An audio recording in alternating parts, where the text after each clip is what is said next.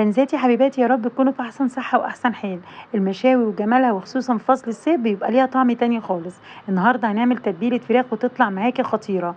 ينفع تعمليها على البوتاجاز من فوق، ينفع تعمليها على الفحم، تطلع معاكي هايلة. هتنفعك جدا في المصايف، تنفعك للنوادي وانتي نازلة مع الولاد تعمليها سندوتشات، هتنفعك جدا جدا جدا في العزايم.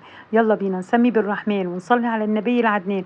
خش على الفيديو بقلب جامد، بس ما تنسيش لايك وشير وكومنت حلو منك كده، وتشتركي في القناه. سميت الله، ومعايا بصلايه كبيره، معايا معلقه توم صغيره، معايا طماطمايه، معايا فلفل رومي او حار حسب ما انت حابه، نص فنجان صغير من الخل، نص فنجان من الليمون، نص فنجان من الزيت، علبه زبادي، معلقتين من المستردة. طبعا الزبادي بيخلي الانسجه بتاعه الفراخ طريه وحلوه جدا. البهار من كل حاجه معلقه، فلفل، بابريكا، زعتر، سماق، جوز الطيب، وطبعا الملح انت بتظبطيه. قلبت كل المكونات مع بعضها وكده التتبيله بقت جاهزه معايا. التتبيله دي خطيره يا جماعه، تحفه تحفه تحفه، حلوه قوي قوي. هنا انا استخدمت صدور الفيليه، انت حابه تستخدمي وراك، دبابيس، صدور بعظم، براحتك، هي حلوه في اي حاجه، هي حلوه. جبت الفيليه، غسلته كويس جدا بالملح والليمون، شطفته بالميه، وبعد كده حطيته في المصفى يتصفى. لازم ما يكونش فيه ولا نقطه ميه عشان ما يعملش ريحه زفاره. باخد الفراخ احطها بقى في التتبيله ديت واسيبها ليله كامله. اشرب الاول الفراخ التتبيله واقلبها كويس جدا واغطيها واسيبها في التلاجة.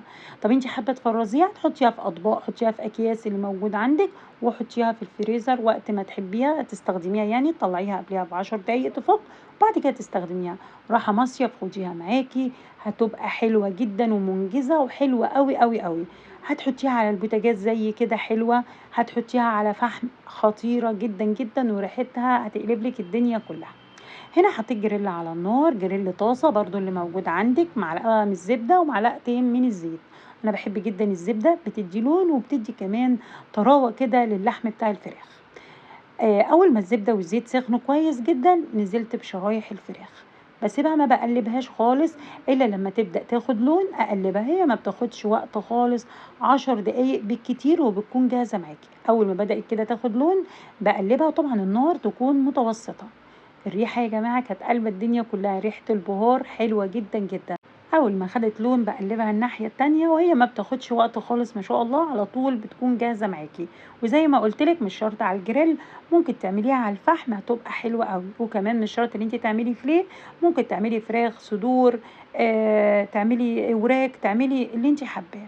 ما شاء الله تبارك الله، وبتاخد لون حلو قوي. اهم حاجة خلي النار بتاعتك تكون متوسطة. اعملي جنبيها مكرونه، اعملي بطاطس مقليه وسلطه طحينه. مش عايزه اي حاجه، اعمليها سندوتشات وانت قاعده على البحر كده مع الولاد، حلوه جدا ومنجزه. شايفين حته الفرخه الخطيره دي حلوه قوي. جربوها ان شاء الله، ان شاء الله انا واثقه انها تعجبك. انا كده عملت اللي عليا وقلت لك ازاي تعملي المشاوي بتتبيله خطيره. انت كمان اعملي اللي عليكي، ولايك وشير وكومنت حلو منك كده.